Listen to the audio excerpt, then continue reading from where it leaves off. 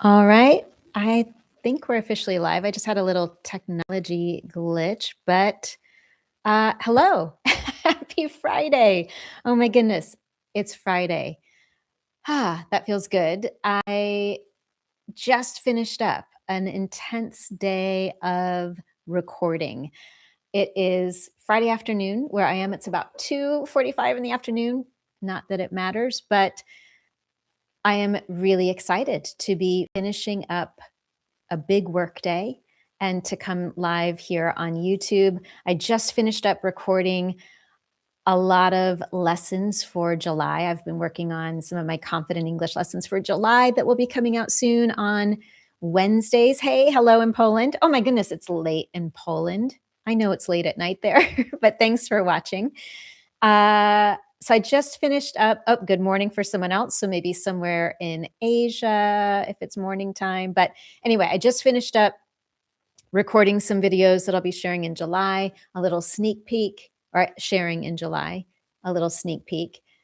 I have a lot of students in Europe, many students in France, and a lot of friends in France. And all week I've been hearing nonstop about the super horrendous heat wave that you've been having there. So one of the lessons that I've got coming out will actually help you have super specific nuanced language to talk about that kind of experience, those really extreme experiences. So I'm excited to share that. And as I said, I just finished all that up. While I was recording videos today, I was thinking a lot about the live that I did last week. So I honestly don't remember if I did a live last Thursday or Friday, doesn't matter. But I did a live last week unexpectedly because I have so many students who, like me, have struggled or are now struggling with being highly shy, naturally introverted, and trying to figure out how to gain English confidence. So, we talked a lot about that last week, and I've been really grateful for many of you who have shared comments. A lot of you shared stories with me about your own experiences.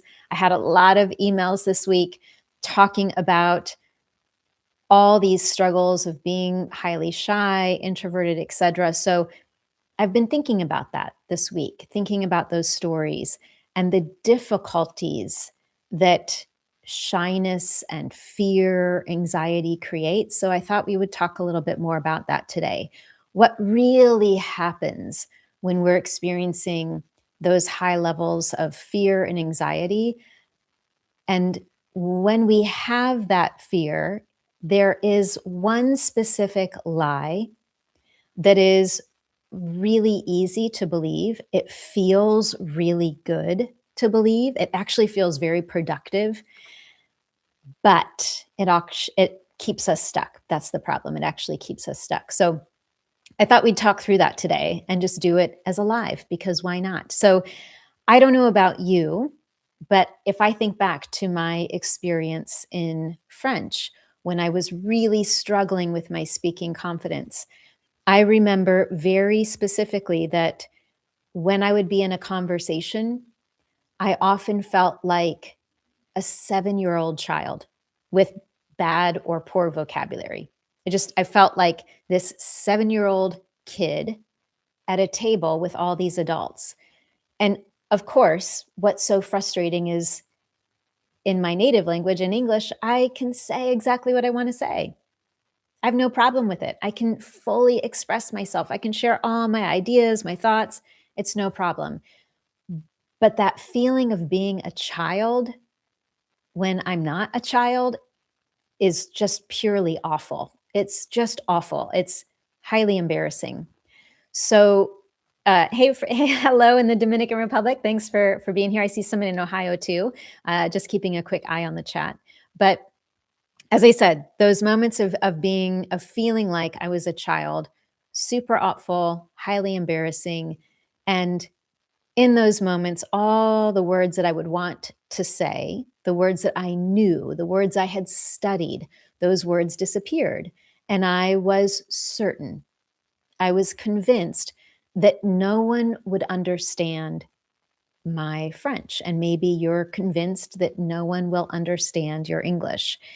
And what happens in those moments? So, when we have that instant high level of anxiety and fear that show up, our body responds in a very specific way. I think I have a lesson on this. I might leave it in the description later, but we have something in English called fight or flight mode. So when we feel super nervous, when we have that instant fear that comes up, two things happen. Our logical thinking in our brain starts to go down. It actually starts to shut down. And our body has this immediate response, this fight or flight. And what that means is your body is trying to survive a threat. So your body is preparing to fight to survive, or it is preparing to run away as fast as possible for safety. So again, this fear comes up in the conversation. You're thinking, I can't find the words that I want. Everything's disappearing. Fear takes over your body, it takes control, and you enter that fight or flight mode, which makes it even more difficult to think clearly because we're losing that ability. And so the result is that you miss all of these words. In the moment of that conversation, maybe you can say what you need to. You can say the basics, right? Like if you're having a conversation at work, you could say, yes, I agree. But you can't say what you want to say. You can't say all of your thoughts, the ideas that you have. You can't defend or share why you agree because all those words have just disappeared. Even though you've learned them, even though maybe 10 minutes before the meeting, 10 minutes before the conversation, it was all right here, and you thought, I got this. Suddenly, you go into the meeting, you're with real people, the fear shows up, it takes control, the words are gone, you forget everything. You can say what you need, but you can't say what you really want. So, for some of us, not for everyone, but for some of us, when we have those experiences of forgetting everything in the moment, there is a lie that we start to believe, and it feels super good. It feels totally productive. And the lie is this: I just need to study a little bit more. I just don't have enough vocabulary yet. I just don't have enough grammar yet. I just haven't practiced or studied enough. And so, our first action for some of us, for myself, for a long time, is to go study more. So, maybe you spend a Tuesday evening watching a lot of TikTok and Instagram reels, or you do some searching for the latest app on your phone, or maybe you go to Amazon and buy a new grammar book or vocabulary book. I've done all of those things. And there's nothing wrong with those things. I love following French teachers online. I have a lot of French apps on my phone. I practice vocabulary. I've got a, gosh, if you could see, you can't see because of the way my computer is right now, but just in front of me, I have my shelf of all my books related to teaching English, but also learning French.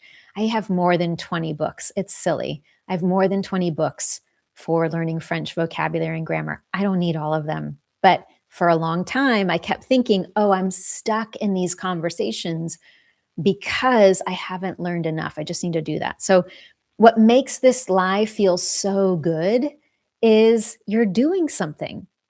You're not ignoring the problem. You're doing something about it. You're making a choice. You're being active. You're downloading the app. You're listening to more videos. You're buying a book. You're going to practice. And it feels productive. It feels like taking control in the situation. But you spend time doing that practice. And this is, again, purely from my own experience, but also listening to a lot of my students share their stories. You go buy that book, or you start watching more videos, you listen to more podcasts, all good things. Nothing wrong with those things. But then a conversation happens again and it starts all over. You get stuck in that conversation again. Nothing has changed. And so you think, why am I spending all this time practicing if I just keep getting stuck? So you're spending this time practicing without making progress. That is so frustrating to spend all this time and effort, but not see any progress. Not helpful. So that starts to lead to another lie, right? We think we need to practice more. We spend more time doing it. Then we get stuck. We get frustrated. We can't say what we want in the moment. So now a new lie comes up. And this one doesn't feel good at all.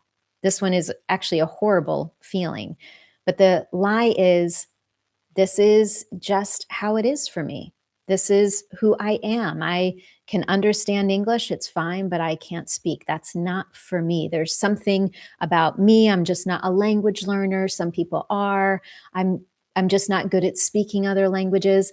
I thought that for so long about my French. I can understand everything, I just can't speak. I hear my students say this all the time. And that lie feels horrible because why can other people do it? Why is it possible for other people, but not for you? It doesn't make sense. But we start to believe the lie. We fall into this trap. And the more that we repeat this cycle, right, the more that we have a conversation that doesn't go well, we forget the words, we panic, we feel embarrassed, we decide to study more, we decide to do more things in English, we practice, but we don't make progress. And then we have another conversation that doesn't go well. So that cycle, we keep going through it. It repeats itself again and again. And it makes it more difficult to break that cycle because when that cycle repeats, we are giving ourselves proof that we can't. We allow that lie to take control. We believe the lie, and then it reinforces. It's like, I don't have a highlighter. Usually I have a highlight. Here we go on my desk. It's like when you see something in a book that you think, ooh, this is a really great quote. I love this quote. I'm going to circle it. I'm going to highlight it. That's reinforcing. It's bringing that quote to the front. And when we believe this lie again and again and again and go through that cycle, we're reinforcing the belief that we just can't do it because we're creating that cycle of practicing without progress and then not succeeding the way that we want in those conversations. So all of that makes it harder and harder and harder to break that cycle. I know that I struggled with this for a very long time. And it took some time for me to discover the truth and figure out what to do differently. I'm also thinking right now about a student that I have. A few years ago, she said, before I joined the Confident Women community, I had already given up. I gave up. I had already given up believing that I could speak English, even in a basic way. So for her, it was done. It was over. Yes, she could understand. That's fine. But she no longer believed it was possible for her to speak. She totally gave up. For some reason, she still joined the Confident Women community. And that was in August 2021. So it's almost July 2026. It's been almost 5 years. She is still in the Confident Women community. She's not there because she still thinks she can't speak. She isn't in the community now because she has still given up. She's in the community now 5 years later. So she's been there for 5 years because she discovered how to change.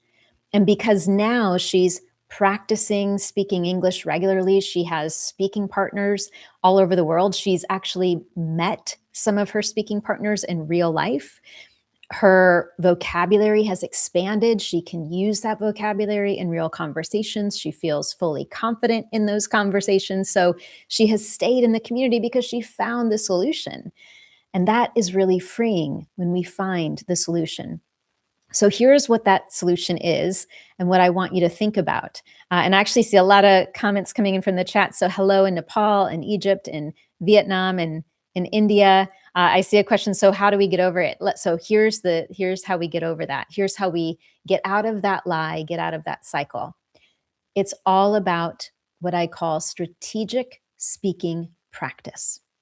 Strategic speaking practice, because that's what's missing in that practice cycle. We can watch videos all day. We can listen to podcasts all day. We can even go practice with Chat GPT and Claude and, all those things. That's fine. But it isn't strategic speaking practice. So here's the difference. Strategic speaking practice is two things. Number one, you have a clear plan. You know exactly what you are practicing in your speaking, not in your reading, not in your writing, not in your listening, not in your watching, in your speaking. You know what you're practicing. So you have a clear, specific plan of what to practice. That might be a grammar tense. It might be a specific communication skill, like how to structure or organize an opinion. It may be vocabulary, like phrasal verbs to give a full project update at work. Or it may be highly specific, nuanced vocabulary for how to describe experiencing a horrendous heat wave. You have to have a plan. You need something specific. And then the second part of being strategic in your speaking practice is that you practice with other people, not once, not twice, but again and again and again. And here's why this two-step approach is so powerful. When you have a clear plan with real people and you repeat your practice, repetition is the key to remembering what you've learned and having the ability to use what you've learned in the moment of speaking. A lot of times we learn new vocabulary. I do it all the time.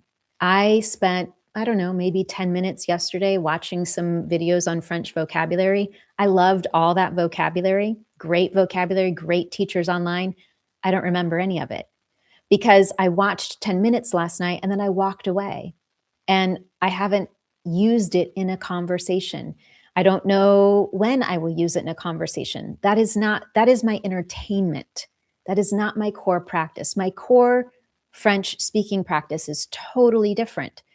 But just watching videos on Instagram is entertainment. So when you practice and you have a plan with real people and you get that repetition, you lock the words, the grammar structures, the communication skills into your memory, and it becomes something that we can use automatically. I have this one word that I use a lot. It's a jargon word. It's a word that we use in language teaching. The word is automaticity. Automaticity. The moment you hear me say that word, automaticity, my guess is that you are thinking about the word automatic, and that's a great association. When you have automaticity, it means you are able to use words and structures automatically. You don't have to think about it. You don't have to translate. The words are there in your mind, and you can use them in the moment. So using real language with real people in the moment and doing that repeatedly is what creates that automaticity. So if you want words to be automatic, that's the process. You have to have clear focus, real conversation with real people, and you need to do it repeatedly. The second reason this is so powerful is that there is no other way to get the real experience of a real conversation. Yes, you can practice alone, and there are great reasons to practice alone. Again, if I want to fine-tune my French, if I want to be aware of my weaknesses and make little adjustments, practicing by myself and recording it is fantastic for that. Practicing even with Claude or ChatGPT can be fantastic for that. But getting the experience of knowing how to be spontaneous in a conversation, getting the experience of what to do when something unexpected happens. Like somebody gives me a very unexpected answer to a question, or they ask me an unexpected question, and I have to think fast. The ability, the experience to adjust in the moment, to respond to body language, facial expressions, genuine emotion, distractions happening all around you, interruptions. That kind of experience only comes from doing it in real life. It doesn't come any other way. And so, one of the things that makes us so nervous, going back to the beginning, when we have those conversations with people and we haven't prepared, we haven't practiced, somebody says something we don't expect. Somebody responds in a way that surprises us. There's a distraction or an interruption, and it disrupts our thoughts. So we get nervous, and then that nervous takes control. We lose our focus. We forget the words. That whole cycle happens, right? But if we are practicing consistently with real people, we're developing the ability to stay in control when fear happens and to think on our feet, to adjust in the moment, to respond to the unexpected, and to maintain the ability to use the words that we've learned because we've done all of that work. So to end this today, I know everybody's got real lives and things to do, but to sort of close this up for today, here's my challenge or my question to you.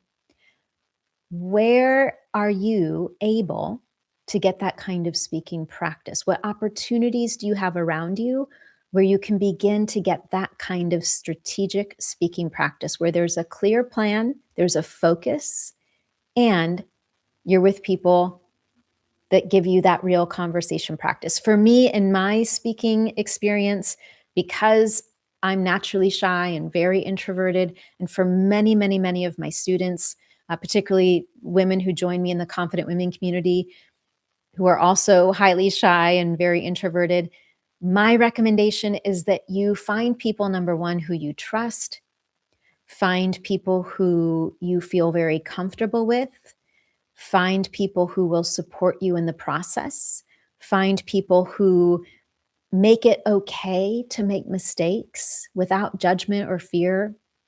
It's not a big deal. That's what I love about speaking practice.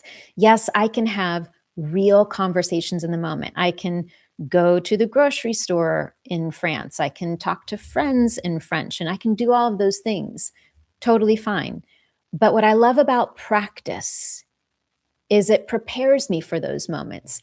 And when I'm practicing speaking with the people I trust, I can make all the mistakes there. I can make all the mistakes and say things in a funny, weird way. I can miss my verb tenses and my pronunciation. I can make all the mistakes there because it's safe to do it. I can learn from those mistakes. I can get the support I need and learn how to not make those mistakes going forward. So that when I am talking to my friends, or I am at a restaurant, or I am with real people, I'm not making those mistakes anymore because I already did in my practice. So again, my challenge, my question to you is, where in your life do you have that opportunity? Because we're surrounded by opportunities, right? There may be teachers online, there may be people where you work, there may be people where you live. There are many cities that have live English practice meetups. There's so many ways that we can get that kind of speaking practice, but we have to be open to it.